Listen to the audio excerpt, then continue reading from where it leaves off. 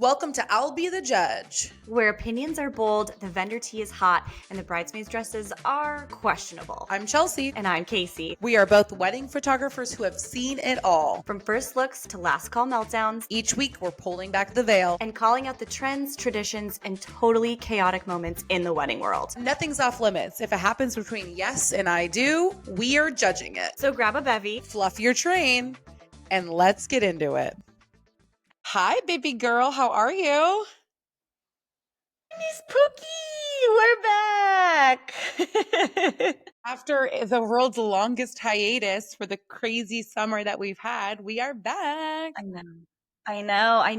I was actually just looking at my calendar because I'm like, what did I even do in the last, I haven't seen you. We haven't recorded for 4 weeks, I think it is. The last person we had on was Samantha, and I was still in Canada, about to do a couple weddings since that time. I've photographed 3 weddings, all in Canada. I went back to Canada once. I went to the Post Malone concert, 2 friends concert. You've been doing everything under the sun. You were just in North Carolina for the WIPA Gala. My gosh, Tell now us that about was it. You still haven't even given me like a debrief yet. I was texting her and Lauren the entire time. I'm like, give me a play-by-play. Give me a play-by-play. And they were too into it. They were too present. And that's the one thing about being present is you don't get video content. And I need like those glasses that record everything that you do so that I can just be present and then watch that back later. can be part with me. Look, we had so much fun. And also what's funny is like I'm a photographer, but I'm the world's worst content creator. I don't get You sure snippets. are. I don't get video clips. I'm not good at it. Maybe it's because I don't prioritize it. I don't know. But when I'm like in it to win it somewhere, I try to be as fully present as possible. But no, we had so much fun. We drank some cocktails poolside. We went to Mexican with a fun group of people because, okay, total side story. Apparently, this restaurant at the property is like rated amazingly and it's fine dining. It's called Heron's. And we like rolled up in this, like, we were all super casually dressed and we try to like come with a group of 16 people to Herons, which I keep calling flamingos on accident, but I think they need to rename it to flamingos. It's much more memorable. So we try to roll up to flamingos, herons, and we could not get into they like almost laughed. They were like 16 of you. And we were like, yeah. And they were like, absolutely not. Absolutely not. So they're like, you can check out the bar and grill side of the hotel. So we roll up to the bar and grill side of the hotel. That's a no-go. They're like, we're booked out, ma'am. And we were like, oh, okay. So Mexican queso and margs it is. So you know what? That was our first Solid night. second, though. I will take it. Yeah. I will take cheese and tequila any day. Any day. Absolutely any day. And then the day of the gala, which was the next day, we sat by the pool and we just enjoyed each other's company. There was a bunch of people who were going to the gala that came to the pool. We had so much fun. And then we got glammed up, which my poor hairdresser, Casey, let me just tell you this story really quick. So I typically do my own hair and makeup. I prefer it when I do my own. But I wanted to get my hair done because I wanted an updo. With my hair being this short, I was like, no, I really need professional intervention here. So I go with this picture and this poor little gal, she's doing my hair and she's doing the best she can. And it's like really thick and really short. And I made her redo like the front part of it, like no less than 4 times. But we got there in the end. I was like, can we just like And you do look stunning. She did a great job. And it's moments like that really, test people in their profession. They're like, is this what I want to do? Is this really this? And you came through and you look stunning and she did a great job. So She came hats off through. to her. She did a great job. I am just honest. And I was like, I was being nice about it. I was like, I love where we're headed. And I have told you this so many times. You are so good at being confrontational. And I mean that without like the negative connotation attached to it, because I feel like confrontational people always have that negative whatever. But hey, you're paying for a service. You have the confidence to be like, hey, I love this. However, it's not exactly what I plan for it to be. You do this so well. I am not like this, and I need to get better at that. Like the nails, if Agree. something's I think looking you're not bad at it, Casey. Remember your birthday scenario? We won't go into that right now. However, let's just say Casey was done dirty by a restaurant that shall not be named in Scottsdale, Arizona. And she did Cala, and she did advocate for herself. So we won't go into that story today. back However, up. Mind you, I will add that they did have some redeeming qualities. It did take an hour-long phone call, and I made sure to have everything written down, and my mom was listening in on the conversation down the hall, and she was like, "You did such a good job." And I was like, "Thank you so much. I never want to do that a day again in my life." That was so bad. But I'm whereas learning. I'm I'm like, learning. give me the phone, let me, but there's a way to do it. There's a way to do it with grace. Maybe we'll do an And I episode tried, and on, I think I crushed it, you honestly. And we're did. we're fine. They were like, "We can't wait to see you back in," and I'm like, "It might take me a little while to come back." We had a good time. Oh my gosh. But listen, today's topic gives me a little bit of anxiety only because I love when I understand things and processes and how things are going to go. And I've been running my business for 10 years and I've been doing it. I've changed every year. We obviously update our systems and processes, Yeah. but for by Yep. and large, our buyers for the last 10 years have been millennials. I'm a Yep. millennial. I've been Me too. serving millennials. I started in my early 20s, so I quite literally was the same age as my couples, and I still am now, especially my couples. I would say they're late 20s, early 30s. But Gen Z is coming, and they're coming hard and fast. And they are genuinely shaking up everything that we know, not only about our industry, but just weddings and the concept of traditions. And I mean, there's so many things that play into this and these buying decisions and how they want to look and feel on their wedding day. But things are changing. And I'm super stoked to dive into that today. And we have an amazing set of guests coming on. One company, two gals. I'm going to give you their intro in a minute, but I'm just curious, Casey, like your initial gut reactions when we talk about the concept of the Gen Z generation coming up and they're the next to get married. Listen, there are two words that come straight to mind when it comes to Gen Z. And I like to call myself a zillennial. And I think that that's very millennial of me to try to fit in with the Gen Zers. But I do kind of feel like I'm not I even I going to see both try. sides. There's two words that come to mind, same sentence: cancel culture. Gen Z has no problem holding back. And when it comes to confrontation, this kind of fits into what we are just talking about.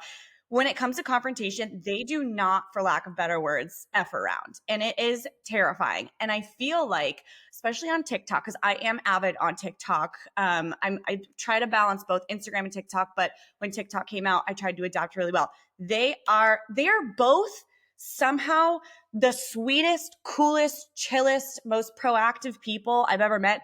And on the other end of the spectrum, the most terrifying, will cancel you in 2 seconds. They are here to teach us lessons. And you either get on board and get proactive with them, or you are out. You are canceled. So I'm just so curious to hear about how it's shifting for others and how us millennials are gearing up with our shields and our swords, or if we can all just kind of hold hands, kumbaya, and walk together in this in sync.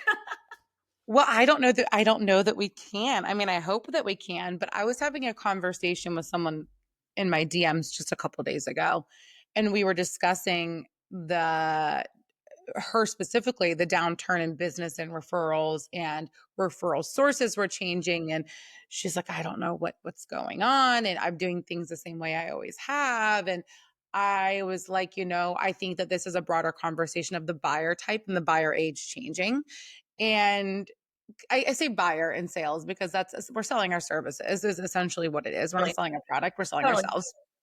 Yeah. Not that kind of way, the good kind of way. And and I had said something about the Gen Z buyer type and things changing. And she said, well, my clients are still millennials. And I was like, same for now, but you got to be thinking about marketing. People get married they typically start looking for their vendors 12 months out, give or take, plus or minus, Typically, yeah. typically. You have to start marketing for 1 to 2 year down the road. Big box companies have marketing plans that span 5 years, 4 years, Totally. 3 years. Well, those buyers are going to be aging up and aging out. So I think that even though, yes, some of us might still be actively working with millennials, the Gen Z buyer type is 100% coming in the next 3 years.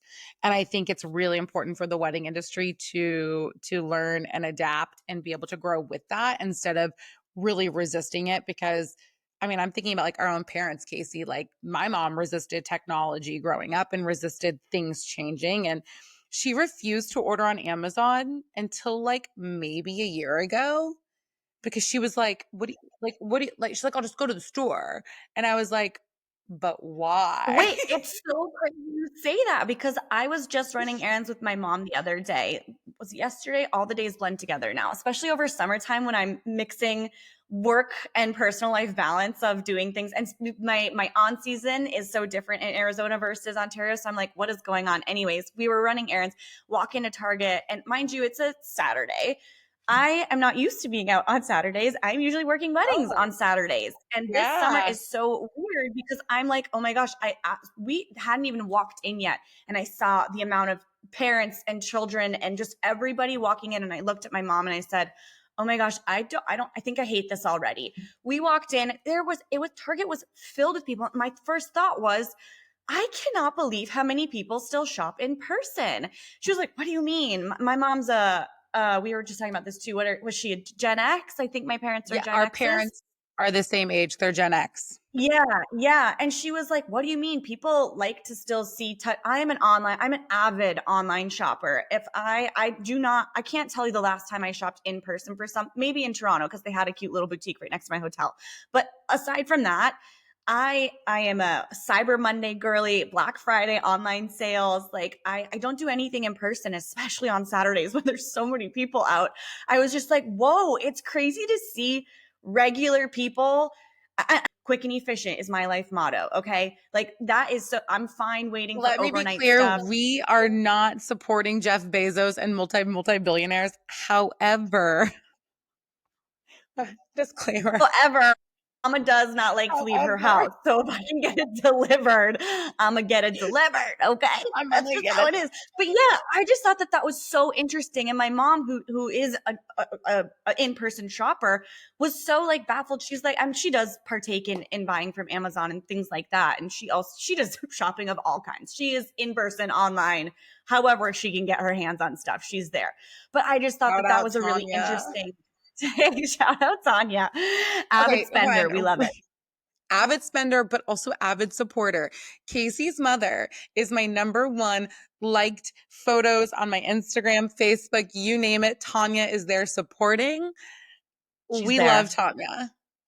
She's there, and my grandma is also in my comments and DMs all the time. So if you see them in my comments, just go ahead, leave a little like. I'm Leave a always a little little embarrassed. love. I'm like, thanks, grandma. Thanks, mom. Thanks for supporting. Hey, I will take a cheerleader any day I can. Yeah, I don't get embarrassed by them. I love them and bring it on. I love all the support we possibly can. But We love a anyways, okay, supportive sister. before they pop on, I want to give a quick intro to our Do awesome it. guests today. They are amazing. We are going to be joined by Bianca and Erica of Estera Events. They are a dynamic duo behind some of the most beautifully orchestrated, wildly intentional celebrations in our country and beyond. Known for their polished process, fearless design, and signature no cookie cutter approach, they are the kind of planners who make luxury look effortless. Let, let's dive in with Bianca and Erica. Okay, well, ladies, thank you so much for joining us today. We gave the listeners a little intro before you popped on, but Casey and I are so stoked to have you on to talk about this topic today. I was telling her it makes me a little anxious because we've been doing business the same way here and there with updates for 10 years, but the buyer landscape and Gen Z is changing everything. And so we are so excited to have you guys on to talk about that. And we have a lot of questions, so we're going to dive right in if that's okay with you guys. Yeah, absolutely. And thank you for having us. We're excited. Thank you. Yay. Okay, Aw. perfect. Well, actually, before we dive in, girls, tell us have you had a good summer? Have you guys been busy? Give us the quick and dirty on where your biz is at right now. Yeah, this has been the busiest summer of our life, but next year is going to be even crazier. Yeah. So yeah, it's been great. I think we like work off the controlled chaos, and we can't believe it's already like mid-July. So yeah, we're just enjoying summer and getting things powered up for the fall. I feel that wholeheartedly. I feel like I luckily had a couple personally I've been busy, but I had a couple weeks off of like actual summertime this year. But my fall is crazy too. So Casey and I are gearing up right alongside you. Yeah, I'm going into my week of I've got family coming in town from Australia. So I'm going into my off week, and it's crazy because looking at my calendar for this month, I was like, oh my God, I have so much time off. I'm gonna hate being bored, first of all, but I'm gonna learn to love it. And I just have not had that yet. So I'm like, okay, I'm really gonna try to unplug next week. Yeah, it happens. It happens every time. I look forward, I'm like, yes, got it off. And then I'm like, oh, psych. No, you don't. You have to work every single day until dusk to dawn sort of thing. But regardless of that, I'm still enjoying my summer. 100%. And I think when you have those like little breaks, you realize how much you actually need them, right? And you're like, oh, so this is how it is to like actually slow down. Yeah. Yeah, that's a new concept to us. But you know what? Eight I hours love the of sleep? hustle. What? This is crazy. Yeah. Well, I completely agree with all of that, but I think my first question for you guys, because this is really a good opener to the conversation, but how would you guys describe the mindset of today's Gen Z couple? Even if so, Keith and I were talking about how we still have millennial couples getting married, but Gen Z is coming hard and fast in the next couple of years. So, how would you guys describe the mindset of a Gen Z couple when it comes to luxury and legacy, when it comes to their wedding planning versus the millennial client that we've all had for the last 10 years? Yeah, absolutely. I feel like in general, luxury is being a little bit redefined. It's more so like finding luxury in a group of curated experiences over like a glitzy, glammy ballroom. So I feel like that's definitely how luxury is being like translated more, right? Would you say? I would say so. And I think the Gen Z generation too has a really good, strong sense of who they are as like people in itself, and they're confident. And I feel like that takes, at least on the wedding front, a new landscape in that sense. Right. Like their weddings are becoming almost an extension of like their brand as couples and like who they are as people, and then showcasing that in their wedding. And we feel like that like customization is really where luxury is moving towards. Do you feel like they're being a little bit more risky when it comes to, and we have a lot of questions about tradition, and I'm sure some of these will kind of bleed together, but based on what you're saying is, I feel like when I grew up, it was like a copy paste off of Martha Stewart weddings. Like, this is the table set we're doing. These are the florals we're doing. This is what the execution looks like. What I'm kind of hearing you say is that they're maybe being a little bit more risky. Yeah, absolutely. And I think because a lot of them, I would say, the social media has such a large impact on their life for a lot longer than at least us millennials were. I think they, again, have a strong sense of who they are. And I think their community, like their close group of friends, also understand who they are. So when they go into planning the wedding, like the design, the execution, the guest experience, they want it to be as real and authentic as possible because they want it to, again, be an extension of themselves. And I think their family and friends know that, and they place an emphasis on that. And I think that's kind of where the whole, well, this is like the table I want and the linens and the flowers. It already, the beginning process of the planning starts out so authentically and organic. That's something that we've seen. Yeah. As far as, And I feel like risks are so much easier to take when you know that your family and friends that you surround yourself with are going to accept it. Because then it's like, great, everyone is going to show up here and expect this from us. So even if it feels like a risk on the internet, it's not a risk amongst your family and friends. So I feel like that is because I feel like this generation is so amazing at just knowing who they are and their family and friends accepting them for that, I think it makes a really big impact. Yeah, I was gonna say it almost goes into like the transparency. Chelsea and I were speaking about this just before you popped on, and how transparent sort of there's trends going around right now that are I'm, adhering to the transparency culture that is happening right now. And I'm seeing photographers mostly. I haven't really seen planners do this yet. Don't honestly know if they will, but I'd be curious to see how it plays out, about pricing transparency and, posting, here's what you're going to get. Here's how much I cost. I'm a little on the shy side when it comes to that kind of stuff. Like, I feel like I'm a little bit more traditional when it comes to go to my website, inquire, have your people reach out to my people. We'll go through it that way. But a lot of them don't want that. They want quick and dirty. They want everything right. Give me answers right here, right now. Otherwise, I don't want to waste my time. And I feel like, especially with pricing and transparency, it sort of goes into the same thing that you guys seemingly have just spoken about, which is, here's what I want. Here's my price, make it happen for us. My friends and family are going, they support me in this. So let's make it happen this way. Do you find that the confidence is also in with all of that uniqueness and risk taking? I feel like in terms of pricing transparency, at least what we're seeing is in the ultra luxury client, our couples, for the most part, are not actually being told what things cost. So for the most part, the pricing is just being discussed with the parents. Of course, obviously this depends on each client, but I would say majority of our clients, the couples themselves are not actually making decisions based on numbers. They're truly just looking at the vendor's work and all of that.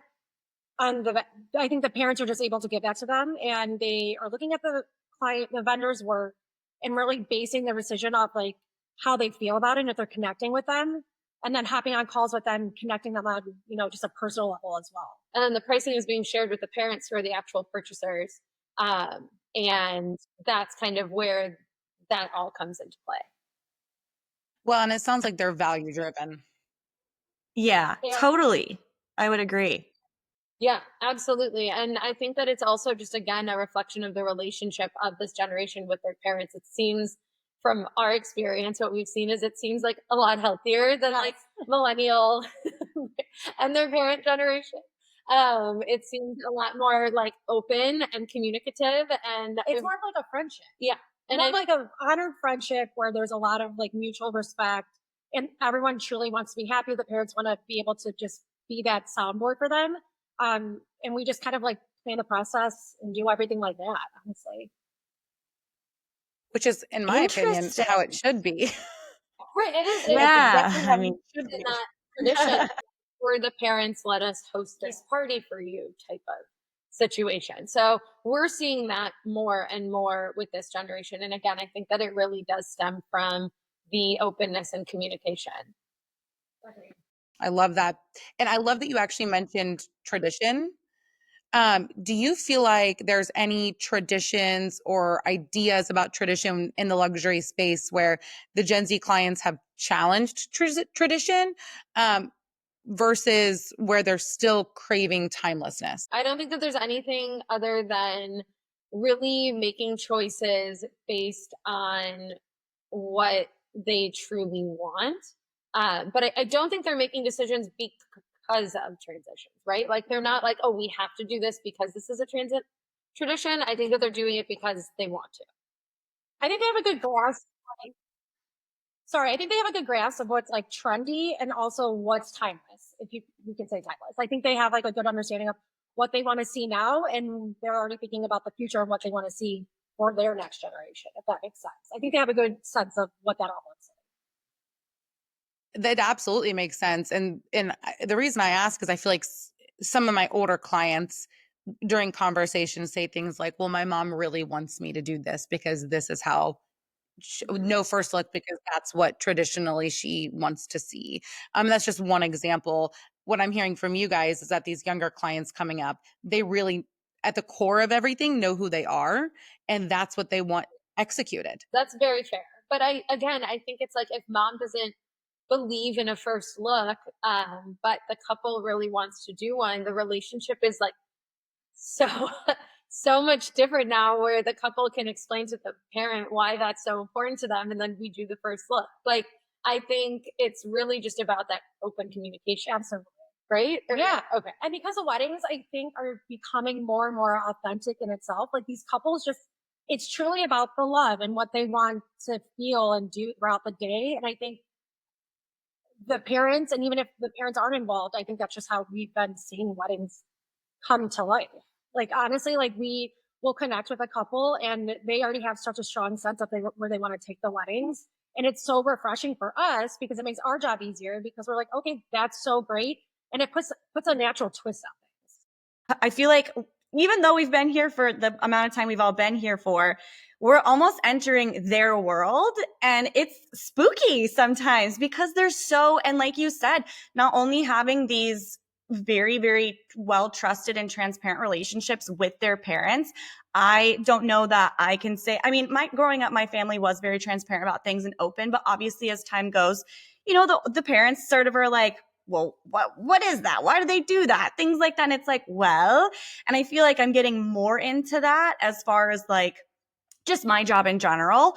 But I love that they have this openness, and therefore it is, tradition set aside. Their families seem like relatively open to new traditions and simply just what their children want. Like whatever is going to make them happy, being completely unique to them. I love that. And that makes entering that space a lot less scary for me. So I appreciate you giving us a little bit of insight into that. Like it's heartwarming. Yeah. Honestly, we just jump right into it. It's like already starting off in such a great relationship. There's like less stubbornness from the parents. The kids are so confident. It's truly great. And our couples are all, again, not even like specifically with Gen Z, but honestly, just as people, like as time moves on, I think people have a really great sense of like their views too on things. And like that also is helping with so many different facets in the wedding world. Whether you're, booking a photographer or just thinking of the overall design aesthetic of the wedding. I don't think people think that would relate, but it really does. Yeah. I can 100% Amazing. see that. I love I that. also think it's just refreshing. It is. It's not only refreshing, but like you guys are there from the beginning. So you are so intimately with this couple and their families, where Casey and I, now let me just be very clear here. I would never want to do, I say this with so much respect. I would never be able to do what you guys do. I simply could not. Yeah. Casey and I get to show up at like the final hour and get to document the gorgeousness. Now, obviously, if we could be involved before then, amazing, but that's not always the case. So it's interesting to hear your perspective on things because Casey and I see the end result. We see the pretty. You guys are there hand in hand. Yeah. Well, if it makes you feel any better, we couldn't do what you two do. Yeah. So You could. I believe in you. No one wants that. Kind of going to left field here, but Gen Z grew up extremely research and tech savvy. I mean, I remember having to actually buy books of encyclopedias growing up, the Britannica Kids version specifically.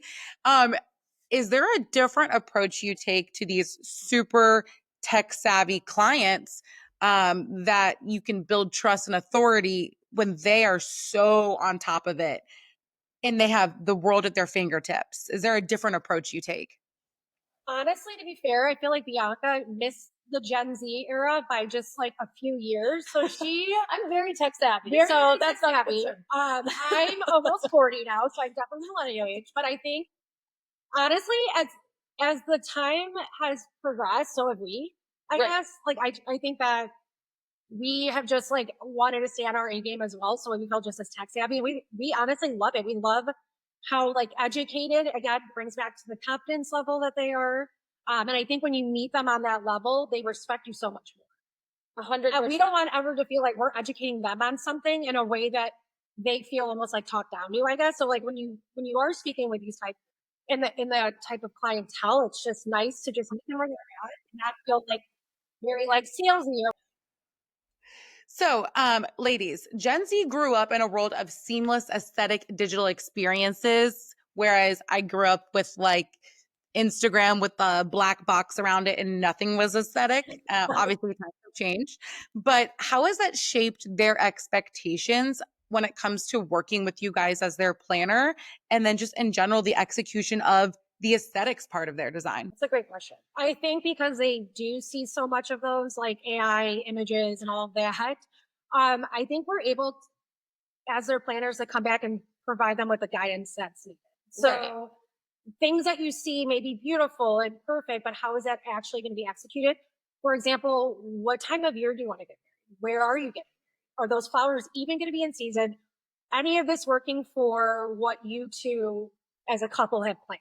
So I think, great, send us all the beautiful images, but again, we're coming back to them with the real guidance of this is how we're going to execute it for you. There might be some caveats here and there, but yeah, I don't. Yeah, I fully agree. I think that that's like hits the nail on the head. Exactly. Like we value and love that everybody that we're working with right now has such a strong sense and ability to access things on the internet and access beautiful images and inspiration and all of that. But it is our job because we don't just plan our clients' weddings, we conceptually design everything. So it's our job to look at any inspiration they share and kind of put all those puzzle pieces together and make sure that it works. It can work and that there's a twist to it that they haven't seen before, which I think is really important too. And that's kind of what I was going to ask. Do people come to you with these expectations that might not be totally realistic with the world of AI and timing and seasonality and all of these things that you and I know, all four of us know go into a production? Do you feel like you have to educate them and they're receptive to that? Or do you feel like you kind of take what they want and you're like, no, we're the best of the best and we're going to make this work to the best of our ability? Or is it kind of a marriage between those two things? I think it's a mirror. 100%. It's our job as the professionals to educate our clients and not in like a way where we're talking down to anyone or anything like that. But But why like, would you have that flower during that season? no, it's like our clients come to us because I mean, they've obviously seen and had access to things. For the most part, the clients that we're working with, like they go to these beautiful weddings like every weekend. Like they're very well versed in the experience of it all. And for us, it's not just, it's looking at this imagery and making it beautiful, but we also, what's really important to us is that it's going to feel beautiful. Like when they're standing in that day, their actual experience is incredible. It's not just like, here's one more thing we need to do and check off the box so you can get these photos that you want to get. It's like, okay, but when you're actually existing in the space, we've done this for long enough to know that like, you're not going to want to go do that. Like when the dance party is going, we know you're not going to want to go, I don't know, go do this like champagne tower pour off in the corner. Like you're just simply not. You're going to be mad we're pulling you off the dance floor. So like we know those things ahead of time and know how to address it and just make sure that their day runs smoothly and looks beautiful. And it's authentic, right? It goes back to square one again, being very authentic to the couple, very them. And I think that when we are able to streamline the process in that way, that's when we get the happiest clients post wedding. That's the most important part to us, is that they truly felt in the moment, in the day, everything was just as they imagined and better. And that's how our planning mindset is throughout these decision-making processes. Not even with just like reviewing contracts and stuff, but again, just like we really immerse ourselves in what they truly want and feel post-wedding. I love that. I have a follow-up question to that, just as far as the educational aspect goes with, speaking with your clients, as far as like cultural literacy goes in fashion, sort of media, social behavior, when working with these new Gen Z luxury clients, do you find that you've had to adjust your verbiage? Have you adjusted anything? What's sort of the literacy like for you guys in that aspect? Well, Bianca's cheating because she is a Gen Zer. I'm not. I She's missed very the time. close. She has like a few generations. No, by a few years. By Just 2 a couple. years. But no, like in terms of communicating, it has not changed much. But I also think that like Erica and I operate in a very transparent way where like no matter who we're talking to, we are not bending over backwards and contorting how we communicate for anybody because we're just who we are and we're transparent and our clients appreciate that. So we don't feel the need to make major changes in that sense because it's like we want to work with people who want to work with us for who we are. I completely agree. I think the one thing that we may have changed a little bit more is everything's like mostly a digital experience with our company. That's true. Starts with the initial proposal all the way up until, I don't know, like their full, they see like the website we build for them. The design process is very much digital. I think that's probably the one thing that we are, especially since a lot of our couples are destination based in itself, since we're Chicago based, we work with couples all over. I think that's the one thing that. Wait, that's a really good point because like we used to meet in person with everybody all the time, and everything is video calls now. That's I didn't even think about that. Yeah. But yeah, for sure that has changed over the past couple years. I mean, of course, we still do like actual physical like mock-ups, like where you are looking at the flowers or Right. some sort of linen. But I think we've really streamlined the process to be as productive as possible through the digital platform. Because our clients all have jobs, they're working, they're busy. We need to like fit in wedding planning when it's convenient for them. So we have absolutely like shifted to accommodate that for sure.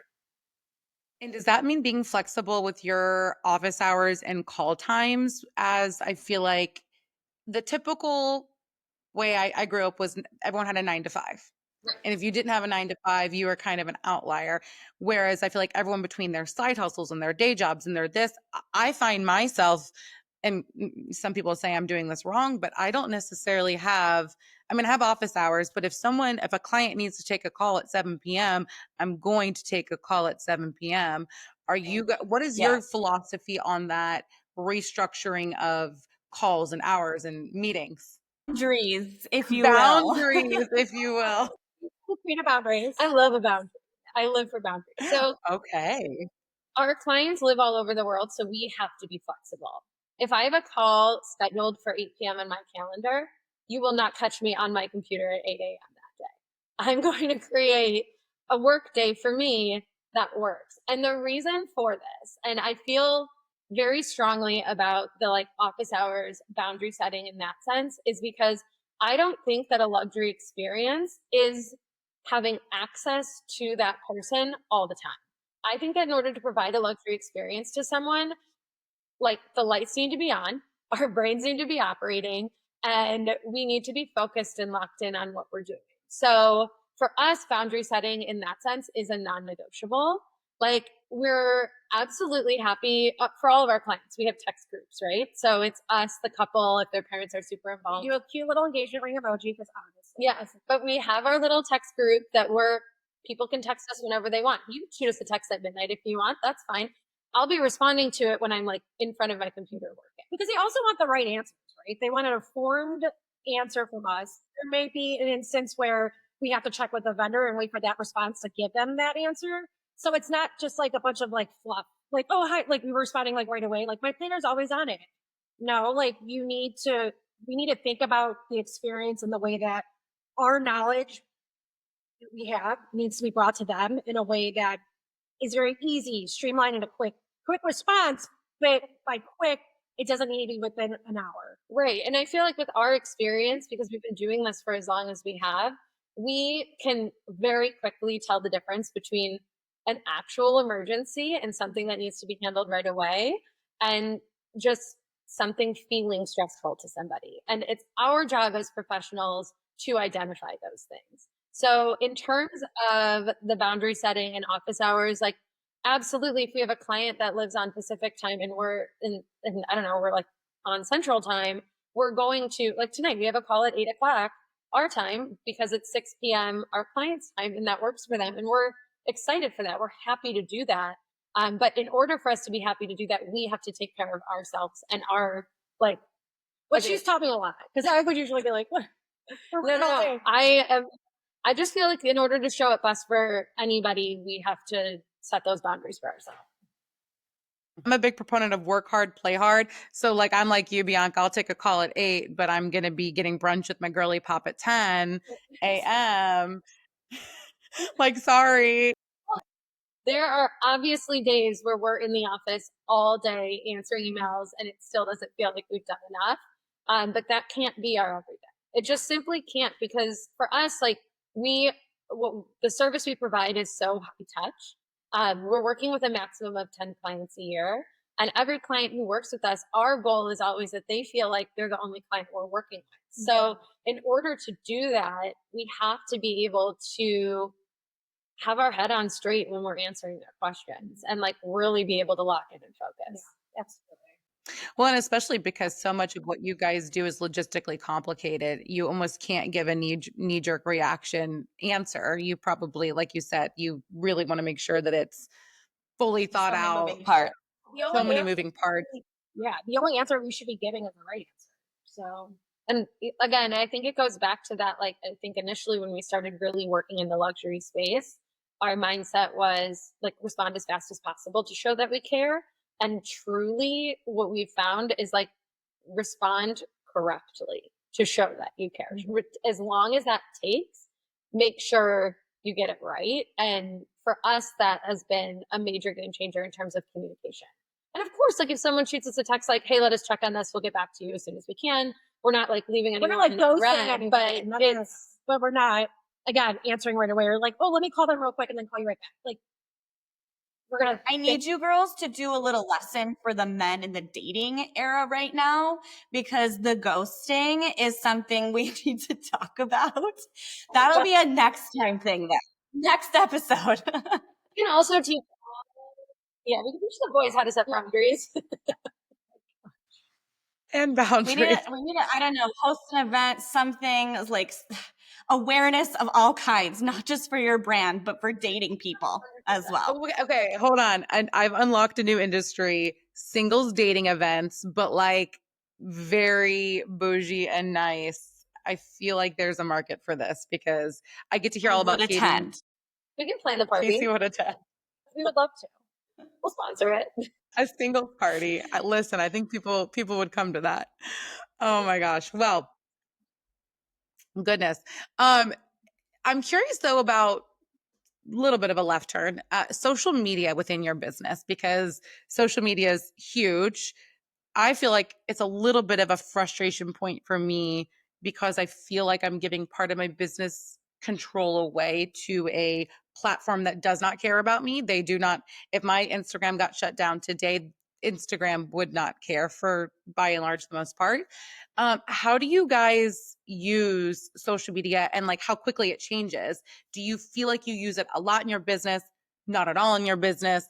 What does that look like to you guys? And then even moving forward as social media changes? Yeah, I think that's a good question. I feel like in terms of social media, we're mostly using Instagram. I don't, I mean, we don't really put a ton of pressure on ourselves. We get a new wedding gallery, we get a wedding featured somewhere, we're sharing it. We'll post things on stories when we're traveling, but we don't, it's never been a massive like booking tool for us. So it's really kind of there for fun. Okay. Yeah, it's just So you're saying that your referral sources are different than just socials. yeah, absolutely. I don't think, I mean, we get a random DM here and there. Yeah, but I feel like a majority of our clients are referred to us through previous clients or from seeing publications that we've been featured in. I think those are kind of our two biggest referral sources. I think Instagram's a great way for us to show our recent work, for people to like further connect on that. Yeah. I think that's really cool. Like an extension of our portfolio because we can't like possibly have every single thing on our website. So yeah. Right. I personally have reimagined Instagram because it used to be a huge referral source of mine, and I've kind of had a point in my business where it's not anymore. So I remember like totally crashing out about this like mere months ago, and I was like, the engagement's down. This is why is the engagement not what it used to be? And I had a conversation with someone. Oh, it was Sarah Schreiber. She was on the pod, and she was like, use it as a, like just what you guys said, a touch point for your portfolio, and you're using it as that. And I feel like that's taken some of the pressure off of, I mean, when your business used to be run predominantly on Instagram inquiries, it feels kind of scary to lose some of that control. But I have adopted that mindset as of recent. I'm still working on it. But I do think that using it as just a, like kind of like a base portfolio piece is a good concept, at least for me moving forward. 100%. Casey is much more involved in TikTok and all of the things. Yes. I can't let that stuff. If you many, like, I'm having a stroke. I'm so passionate about it. No, I feel like so many things in life, same with you, Chelsea, and how you said it can take control of that. I don't know if I'm cusp of a Gen Z, but I grew up very much so immersed in social media and how all that stuff works, especially in my business. I used to have 90% of my business come from Instagram. So if I wasn't immediately I would go through the worst of mental health states. If I don't post at this time and I don't get this many likes, my business is done. And it's taken me a long time to get over that. And I find, especially on TikTok, I've learned this. Once you start, especially after a couple viral videos, the ones that go viral are the ones that you literally spend no time on, which is so frustrating because I can spend hours editing one stupid little reel, getting a hook, captions, hashtags, all this stuff. And it doesn't mean anything. I can sit there and be like, oh man, I'm sitting there waiting for it to go viral. It just doesn't happen like that. So I found that during that process and for the state of my mental health, I'm like, I have to not give this thing so much of my time and energy. It was sucking me dry, honestly. And now I find that the happiest people on this app and the most successful people on the apps, to me, in my mind, are the ones that just do it for fun, using it as another stepping stone, as a portfolio piece. I post what I want, how I like it. I curate it to myself. If it doesn't go viral, that's totally fine. I'm still having fun doing it. Do you feel like Gen Z clients want to see more of our personality, or do you think that they want things to be presented as a— They want to see you as people. They just want to see you as a person. I think, the girls also said it. You want them to hire you for you. Same with me. And a girl saw me post a video of Winnie. Winnie's my dog. If you guys don't know, she's a perfect angel. She is pretty much, I'm like that annoying, like, mom who just posts her newborn everywhere. Winnie is in fact my personality. I was with her for 9 months. I birthed her myself. You can't convince me Stop otherwise. it right now. Casey, I stop. posted I posted a silly little video of me like sniffing her to a viral sound that was like Kourtney Kardashian, I don't know, something like that. And a bride found that and she booked me straight off of that. She didn't even do much research. She was like, I saw you, I saw the dog, I knew that we were meant to be. I'm flying you out to Florida. I was like, you know what? Heck yeah. So it's just things like that, yeah, I hope Winnie it works. shoots that day because I think Winnie is the true winner. Yeah. In that category. Winnie gets a commission. Yeah. Winnie gets more She needs to than start paying Winnie. rent. Winnie gets plenty. Winnie is. She does. Do you guys see that as well, or do you see clients not caring as much? Because we all have different buyer types, right? So I'm curious what you guys see in the ultra luxury space. I feel like for us in general, our social media, our like Estera events social media is very business related. We don't really share too much of our personalities or anything like that. But once we start working with the client, they obviously like get to know us and who we are. But I do think like when we're sending vendor referrals to our clients, we are sending Instagram to them. So It's like almost like their website, their any in their Instagram, just for them to get like a little taste, right? Because what it comes down to again is them getting on a call with you and you guys connecting, and that's where the real like magic happens, if you could say. Yeah, I feel like social media in general isn't it from our experience is again just that like added portfolio piece. I don't think it's anything that anyone's making like major decisions off of because if it's a photographer we're looking at, like we're also sharing like full galleries from the photographer. So like even if the Instagram is curated a certain way, the clients are going to see that full gallery and make decisions off of that. If they, I don't know, even bands, same thing. Like there might be clips on Instagram, but like they want to see the actual like studio sessions of the band. It's not like people are using social media to make that final decision. And I don't think follower count matters as much as it like maybe did before. For a lot of people, I think that they're just looking for people who are the right fit and align with their values. Absolutely. So let's say you guys set a client up with a call with 2 photographers, 3 photographers, and they like all their work. do the decisions come down to personality and connection, obviously combined with portfolio expectations? That's a minimum, right? Do you feel like it does still come down to personality, or are there other buying and decision making factors? Honestly, I'm not thinking of a few cases. We're not going to get details in. There was two extremely talented photographers that the client was considering, and one on the Zoom call just didn't connect whatsoever. And like their work was still amazing, but it just ultimately wasn't the right fit. And with a vendor like that, they're with you all day or all throughout the wedding weekend.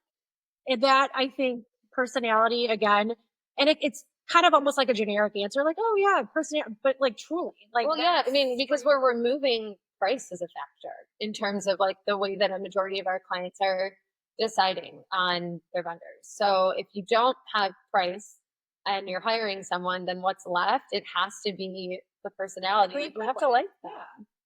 And it's your obviously, life. final output of the work is important, but Mhm. our clients don't have to worry about that piece because that's what we're worried about. So we're only presenting them with options that like are obviously going to be great and beautiful and aligned with what they're looking for. So then it's like what's left for them is personality. Which to know, we've actually been changing the way we this process a little bit, where sometimes if we do see two or three photographers that our clients want to hop on a call with, sometimes like we'll hop on a call with them before our clients even do, just to vet them out even further. Just so again, it's really streamlining the process for them, because we are to a point with a lot of our clients at that point in the planning where we know them so well and we already know instantly who's going to be a great fit for them. So that's just something again I think we've been adding as well, is that type of communication. Well, that's really powerful because I used to, I mean, I'm sure we all kind of maybe did at some point in our business careers. You were selling to everyone.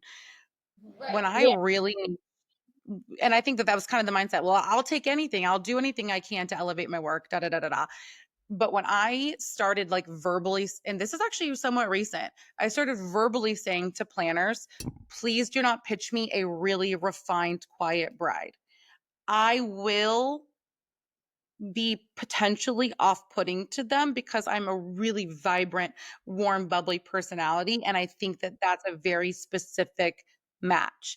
And I used to get like really scared when having these organic conversations with people saying like, "Well, what do you like to do?" Well, and I used to be like, "I'll do anything. I'll do, I will."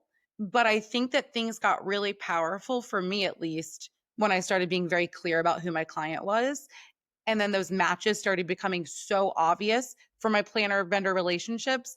And I love that what you're saying is that's, supported on the back end when the client. I mean, it's so important for them to be able, especially with those tight vendors. No, and that was so smart of you to do that. Honestly, because then every call that you're on is already such a well thought out call, and it's only going to build your confidence, your sales process, and Right. just really be able to slay those type of Well, and for us, it's so important that we know that the vendors that we're referring want to be working with the clients that we're sending them, right? Like we want to know, okay, as photographers, like who is your ideal client, so that when they come through the door for us, we're matching them with the right person. We very much build a brand new vendor team for every single one of our clients. It's really something that sets us apart, but we're not working with the same people over and over again. So it's critical for us to know who each vendor prefers to be connected with so that we're really like building that dream team for our clients. Oh, that's where the It magic sounds happens, ladies. I was just going to say, it sounds so curated. As somebody who might not be in our space and know this process, it does sound very curated, but in the end, it's just, it almost seems like it shouldn't match up this way, but it's so curated so that when you do start working together, it's so natural.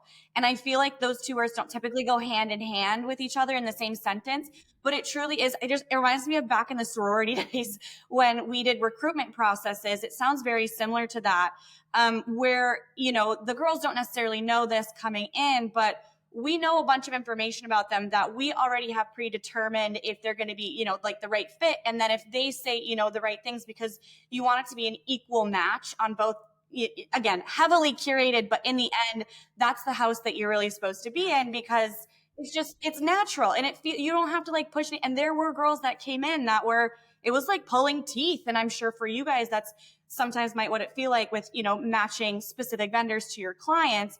And that's just when you know that it's not the right fit. So I feel like I really resonated with that. And it does make sense. And to anybody who's not in this industry, who's listening to that, I just want to say the curation has meaning behind it. And that's what makes the wedding day run so much more smoothly, so much more naturally, because it's a big production already. And there's a lot that goes into it. And you just, all of this pre-planning and, curation is specifically for them to feel natural and feel good on the wedding day.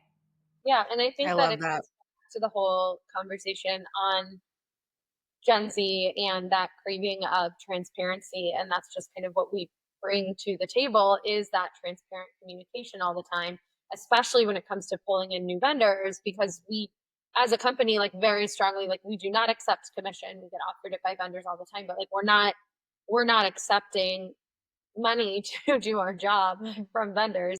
Where do you guys think the next 5 years of ultra luxury planning will look like as Gen Z completely fully enters the market? Do you think it's going to change and evolve, or where do you see that going? I think multi-day destinations. 100%. I feel like we don't really talk about the wedding itself anymore. It's like from the start, the get-go, what is the welcome party, rehearsal dinner, like post boat party look like? So it's, again, we're the weddings obviously at the forefront, but we're already talking about all the events leading up pre and post wedding. But you guys say like bachelor at parties, showers, like everything kind of all, do you see that all encompassing? Yeah, we just planned a really great bachelorette joint party in Costa Rica for a client. So we're doing all of it. And we're kind of holding hands throughout that whole entire process. And honestly, because we start working and have that limited amount of weddings per year, we're working with our clients on such a personal level all the time. It just makes the most sense. I mean, we're already planning everything else. Why not happen to on the other? Because again, we know what they like. We know what they want. We know when you show up, like we also start to get to know the wedding party really well lately. Yeah. I don't know what it is now, but we're just like, we're communicating with them ahead of time too. So coordinating their attire. And Wait, I love that. Yeah. So by the wedding weekend, I feel like we know everybody. We're like besties. We're like, hi everyone. Yeah.